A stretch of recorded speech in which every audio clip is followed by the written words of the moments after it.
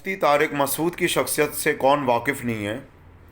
YouTube के weird subscriber सबको तहा काज़मी, ख़तीब इस्लाम, शायर फ़ितरत तहा काज़मी का बहुत बहुत सलाम, खैर व आफ़ियत, खैर दुआ आपके लिए। मुफ्ती तारिक मसूद एक ऐसी शख्सियतें हैं जो टिक टॉकर के हवाले से बड़े मशहूर हैं और वह अक्सर अवाम और मजमे का झमघटा लगा कर अपने इर्द गिर्द अपनी फ़जीलतें बयान करते हैं सुबह शाम। एक दावा वो बहुत बड़ा दिफ़ाए उम्मत और रकीब उम्मत होने का भी करते हैं, ख़तीब उम्मत होने का भी करते हैं और मुख्तलिफ़ अदियान के इबादत गाहों में मंदिर चर्च वग़ैरह भी जाते हैं और उनके पादरी और पंडितों से भी मुलाकातें करते हैं। तबलीग के हवाले से भी उनकी कारफरमा रवाइयाँ हैं तबलीग के हवाले से भी। देखिए, मैं कभी भी फ़िक़्ह और मसलक के तहत बात नहीं करता, मैं नज़रिए और अक़ीदे के तहत बात करता हूँ। इसलिए कि बहुत से फ़ुक़हा और मसालिक में बड़े बेहतरीन उलमा भी होते हैं, हक़ और खैर गोई बयान करने वाले, इत्तिहाद, मुश्तरकात, सही इस्लामी इक़दार, तारीख़ की हकीकतों को बयान करना और सही मुस्तनद हदीसें पेश करना और उम्मत को वहदत के धागे में पिरोना तस्बीह के दानों की सूरत में। अब यहाँ मसला क्या आता है कि मुफ्ती तारिक मसूद ने दो हस्तियों की बड़ी बदतरीन जलालत और गुस्ताखी की उन अहम हस्तियों की सीरत तैयबा पर, रसूल करीम नबी आज़म अलैहिस्सलातु वस्सलाम और हज़रत अली इब्न अबी तालिब अलैहिस्सलाम। सबसे पहले मैं आता हूँ रसूल करीम नबी आज़म अलैहिस्सलाम पर। मजमे में बैठे होते हैं एक मिंबर लिए, अक्सर आप लोगों ने देखा है यूट्यूब पर एक मिंबर मौजूद होता है, उस पर ये बैठे होते हैं अपनी मस्जिद में जहाँ के ये इमाम है। सुना मैंने ये अंडा मोड़ की है, वो अंडा मोड़ नॉर्थ नाज़िमाबाद की वो मस्जिद है, जो सुनने में मेरे आया है काफ़ी कि वो कलंदरिया चौक की तरफ मुड़कर जो शादमान का रास्ता जा रहा है उस तरफ वो मस्जिद कायम है, जहाँ ये इमामत करवाते हैं और पेश इमाम बनकर बैठते हैं और ख़ुतबा देते हैं। जहेज़ का एक सवाल किया, एक रुक्का एक पर्चा एक रुक्का देकर इन्हें जहेज़ का जब सवाल किया अवामुन्नास में से, तो इन्होंने उसका जवाब देते हुए कहा कि रसूल करीम नबी आज़म अलैहिस्सलातु वस्सलाम अपनी बेटी की शादी में इतने मुफलिस और इमदाद के मोहताज थे कि हज़रत अली इब्न अबी तालिब ने उनकी मदद की, इमदाद की, तब उन्होंने हज़रत अली से पैसे लेके अपनी बेटी का जहेज़ इकट्ठा किया। तौबा तौबा सुम्मा माज़ल्ला सुम्मा, इससे बड़ी जलालत और गुस्ताखी नबूवत, शरीयत सहला और रिसालत के लिए क्या होगी, इमामुल अंबिया अलैहिस्सलातु वस्सलाम के लिए क्या होगी, इससे बड़ी जलालत और गुस्ताखी कि रसूल अल्लाह मुफलिस थे, नाउज़ुबिल्लाह गरीब गुरबा थे, मोहताज थे, हज़रत अली से पैसे लिए और जहेज़ का सामान ख़रीदा। सबसे बड़ी गुस्ताखी रसूल करीम नबी आज़म अलैहिस्सलातु वस्सलाम की। फिर यके बाद दीगरे तमाशा करने की तो और दीन इस्लाम को तमाशा बनाने की तो इनकी पुरानी आदत है कि कभी ये कह देना कि नाउज़ुबिल्लाह रसूल अल्लाह की शहवत शीरीनी के कतरों को लेकर के लिबास इस तरीके से साफ़ करो, खुरचन इस तरीके से मिटाओ। हज़रत आयशा सहाबा में खुल्लम खुल्ला ये मामलात बयान करती थी और इससे तो हज़रत आयशा की भी बदतरीन तौहीन और गुस्ताखी। और कभी मौलाना इलियास गुम्मन का इमाम अबू हनीफ़ा कहते हैं अपनी माँ से भी हम बिस्तरी की जा सकती है और अपनी माँ से भी निकाह जायज़ है, मौलाना इलियास गुम्मन। और कभी मुफ्ती तारिक मसूद का ऊँट के पेशाब को लेके गो के हम्बली अकीदे नज़रिए और फ़िक़ा, सऊदी अरब हम्बली फ़िक़ा का मामला है, उसे हनफियों में बैठ के बयान कर रहे हैं कि जब तुम सेहत ख़राबी हो तो ऊँट का पेशाब पी लो। तो अल्लाह माफ़ करे मिंबर व मसनद की बेएहतरामी और ताज़ीम व तकरीम को मलूस नज़र ना रखना। अब आइए आप हज़रत अली की तौहीन किस तरह की आए है, जो दामाद हज़रत अली को ही मुखातिब करते हुए कह रहे हैं ताकि लोगों को शक भी ना हो, और हज़रत अली की भी तौहीन कर दी। अगला ही जुमला जहेज़ के मामले को बयान करते हुए कि वो दामाद मनहूस होता है जो सोफ़ा सेट ना दे सके, जो वॉशिंग मशीन ना दे सके। जिस तरह रसूल अल्लाह के दामाद, ये जुमला बाद में बोला, पहले ये जुमला बोल लेते। हज़रत अली इब्न अबी तालिब, हज़रत अली जो थे वो तो बेचारे लावारिसी की हालत में थे, किफ़ालत में थे, वो तो ख़ुद रसूल अल्लाह की किफ़ालत में थे। वो क्या शादी का ख़र्चा उठाते और वो क्या, उन्हें तो ख़ुद रसूल अल्लाह पाल रहे थे। बताइए, तो अगर तुम्हारा भी दामाद ऐसा मनहूस हो जो वॉशिंग मशीन और सोफ़ा सेट ना दे सकता हो, तो ऐसे मनहूस दामादों को से अपनी बेटियों का निकाह मत कराया करो। سما معذلہ سما گستاخ علی شاتم علی. اب آپ اندازہ لگائیے. اور بھول گئے مفتی طارق مسعود کہ ہاشم سالن میں روٹیاں ڈبو ڈبو کے، اور اتنے بڑے پیمانے پہ سالن اور روٹیوں کا اہتمام ہوتا تھا بنی ہاشم اور ہاشم میں، اور لفظ ہاشم بھی اسی وجہ سے پڑا. غریبوں، یتیموں، بیواؤں، مزدوروں، کسانوں کو بلا کر کھانا کھلا کر.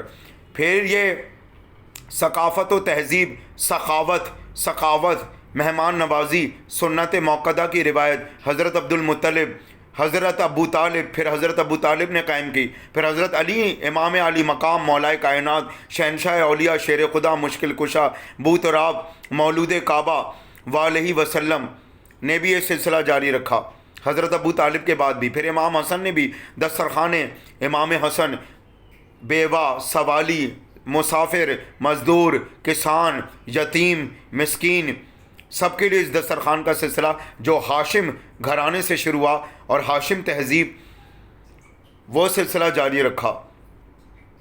صرف دسترخوان ہی نہیں بچھایا کہ روٹیاں لے کر اور سالن لے کر اور دیگر میوہ جات لے کر بھی تم دوسروں کے لیے لے جا سکتے ہو، اپنے خاندان کے لیے اور غیروں کے لیے اور لوگوں کے لیے جو اس دعوت میں شریک نہیں ہوئے. غیر سے یہاں مراد ہے.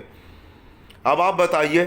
اور بھول گئے وہ وقت کہ جب عالم اسلام نے یہ روایت کی، جب رسول اللہ کا ولیمہ کیا، سب سے پہلا میلاد حضرت ابو طالب نے کیا، رسول اللہ کا پہلی نعت خوانی حضرت ابو طالب نے کی، محفل میلاد کا اہتمام حضرت علی کے گھر میں ہوا، اہتمام کرنے والے حضرت ابو طالب، مکے کے کافروں سے رسول اللہ کو بچانے والے حضرت ابو طالب، اپنے گھر میں امان اور پناہ دینے والے حضرت ابو طالب، رسول اللہ کا نکاح عقد کرنے والے اور حق مہر کی رقم مقرر کرنے والے حضرت ابو طالب، رسول اللہ کے ولیمے میں عالم اسلام کے ایک ایک فقہائے مقدسین، مسالک محجبین کی روایت کہ 100 اونٹ نہر کیے کھانا کھلانے کے لیے رسول اللہ کے ولیمے میں حضرت ابو طالب نے. تو آپ کو ان کی ثقافت. اور جب سوالی رمضان میں اہل بیت کے دروازے پہ، پنجے تن پاک کے دروازے پہ آتا تھا کوئی سوالی، تو کبھی ایک سوالی آیا تو کھجور دے دیے، پورا دسترخوان کا کھانا دے دیا، کبھی اس کو انار دے دیا سوالی کو. 3 دن تک ساحل آتے رہے رمضان میں. اور بھول گئے سورہ مائدہ اللہ نے آیت اتاری اسی علی ابن ابی طالب کے لیے جس کی ذوالفقار ہائے خود ایک معرفت رکھتی تھی کہ کس کی گردن کاٹی جائے گی کس کی نہیں. اور جب جسم پر چلتی تھی کسی کے تو عدل اور انصاف اور میزان کا تقاضا دیکھیں کہ جسم کے ٹکڑے برابر کی سطح پر، ترازو کی صورت میں برابر کی لیول پر ہوتے تھے. ذوالفقار جب صحابہ آئے رسول کریم کے پاس کہ ہماری تلواریں ٹوٹ گئیں آقا علیہ الصلوۃ والسلام کے پاس، تو رسول اللہ نے کہا اے میرے صحابہ تم میرے سپاہی ہو، تمہیں اسلحہ فراہم کرنا، تلوار فراہم کرنا میری ذمہ داری ہے. علی اللہ کا سپاہی ہے، علی کی تلوار ٹوٹے گی تو اسلحہ نازل آسمان سے ہوگا. اور وہی ہوا. سورہ حدید لوہے کا سورہ، آسمان سے اتری ذوالفقار، اور رسول کریم نے حضرت علی کو اپنے ہاتھوں سے عنایت فرمائی کہ یہ اسلحہ تمہاری ٹوٹی ہوئی تلوار کو دیکھ کر اللہ نے آسمان سے نازل کیا علی تمہارے لیے. صحابہ کو اسلحہ خود فراہم کیا جب صحابہ کی تلواریں ٹوٹی. جب حضرت علی کی تلوار ٹوٹی تو اللہ کی جانب سے اسلحہ ہتھیار آیا، ذوالفقار تلوار لوہے کی باڑ کی صورت میں. سورہ حدید کہتے ہیں لوہے کو. اور بھول گئے امت مسلمہ کیا سخاوت تھی حضرت علی کی. سورہ مائدہ میں آیت آئی، سورہ مائدہ میں آیت اتاری اللہ نے. اور وہ جو حالت رکوع میں زکوٰۃ دیتا ہے، کس نے نماز رکوع کی حالت میں انگوٹھی دی ساحل کے سوال کرنے پہ اور نماز بھی نہ ٹوٹی. دیوبند، بریلوی، اہل حدیث، مالکی، شفافی سب کی روایتیں. اور وہ علی جس کی پیدائش خانہ کعبہ میں ہوئی، خانہ کعبہ کے دروازے میں آج بھی داخل امکان ہونے کا نہیں، داخل یقین ہونے کا حضرت فاطمہ بنت اسد سلام اللہ علیہا کے داخل ہونے کا، اور پھر زچگی کا عمل اور حضرت علی کا دنیا میں آنا اور مہمان نوازی کرنا، اللہ کا رزق دینا حضرت فاطمہ بنت اسد کو. جب مریم کی زچگی کا عمل ہوا، حضرت مریم سلام اللہ علیہ کی، تو خانہ کعبہ سے باہر نکل جانے کا حکم دیا. جب علی کی پیدائش ہوئی تو حضرت فاطمہ بنت اسد کو خانہ کعبہ سے باہر نکلنے کا حکم نہیں دیا، بلکہ اندر آنے کا بھی حکم دیا، اور پیدائش بھی مولود کعبہ، پیدائش جائے پیدائش بھی 13 رجب کو حضرت علی کی خانہ کعبہ میں ہوئی۔ بریلوی، دیوبندی، اہل حدیث، مالکی، زہابیہ، شوافی، ذکریہ، دروسی، جابریہ، معتزلہ، پرویزیت، شاملی، کرد عباسی، کون سے فقہ بتاؤں آپ کو، جماعت المسلمین، تمام نے یہ روایتیں نقل کی جی۔ عباضیہ مکتب جی، آغا خانی، بوریز، اہل تصوف، صوفی سنی، مالکی سنی، اور قرآن و سنت پر چلنے والے سنی، جنہیں لفظ شیعہ بھی کہتے ہیں، وہی اے ابراہیم تمہارے جانثار انصار شیعہ، اے ابراہیم تم ہمارے شیعوں میں سے ہو، ہمارے چاہنے والے میں سے ہو، ہمارے انصار میں سے ہو، ہمارے محب ہو۔ اور پھر اے نو تمہارے شیعہ، اور پھر علی کے شیعہ اور معاویہ کے شیعہ، اور پھر حسین کے شیعہ اور یزید کے شیعہ، رسول اللہ کے شیعہ، ابو سفیان کے شیعہ، اور پھر سلسلہ آگے چلا، امام حسن، امام حسین، زین العابدین، محمد باقر، جعفر صادق، آگے سلسلہ چلتا رہا، موسیٰ کاظم، علی رضا، علی نقی، علی تقی، حسن عسکری وغیرہ دیگر، آگے سلسلہ چلتا رہا امام مہدی حجت آخر تک۔ تو پھر سمجھدار کے لیے اشارہ کافی۔ تو غربت، مفلسی، مجبوری اور منحوسیت نہیں تھی رسول کریم نبی اعظم علیہ الصلوۃ والسلام کے لیے اور حضرت علی بن ابی طالب کے لیے، یہ تو سخاوت تھی ان کی، وہ تو اللہ کی ہدایت اور حجت تھے۔ یہ سادگی، تقویٰ، پرہیزگاری تو نفس مطمئنہ کی خاطر تھی، رضائے الہی کی خاطر تھی، ایثار کی خاطر تھی، ہدایت اور حجت کے لیے تھی یہ سادگی، یہ تقویٰ، یہ غربت۔ کوئی مجبور، مفلس اور منحوسیت اور محتاجگی نہیں تھی رسول کریم نبی اعظم کی اور حضرت علی کی۔ وہ تو اگر زمین رگڑے تو سونا چاندنی جاری کر دیں۔ کہاں ہیں آپ؟ 2 انگلیوں سے خیبر کا دروازہ اکھاڑ دیا حضرت علی نے۔ اور حضرت علی سے بھی افضل الاولیاء رسول کریم نبی اعظم علیہ الصلوۃ والسلام کہ درخت کو اشارہ کیا تو درخت کھنچ کر رسول اللہ کے پاس آ گیا اور چاند کے 2 ٹکڑے کر کے دکھائے۔ اور پھر امام حسین کے کرشمان معجزات اور کنڈوں کی نیاز معجزہ، امام جعفر صادق کا، امام ضامن، امام علی رضا کا معجزہ جی، بہت سے معاملات۔ تو خدا کا خوف کرنا چاہیے مفتی طارق مسعود کو، اتنی بدترین گستاخی اور ضلالت کرتے ہوئے رسول کریم نبی اعظم کی شان میں جہیز کے معاملے کو لے کر اور حضرت علی بن ابی طالب کی شان میں۔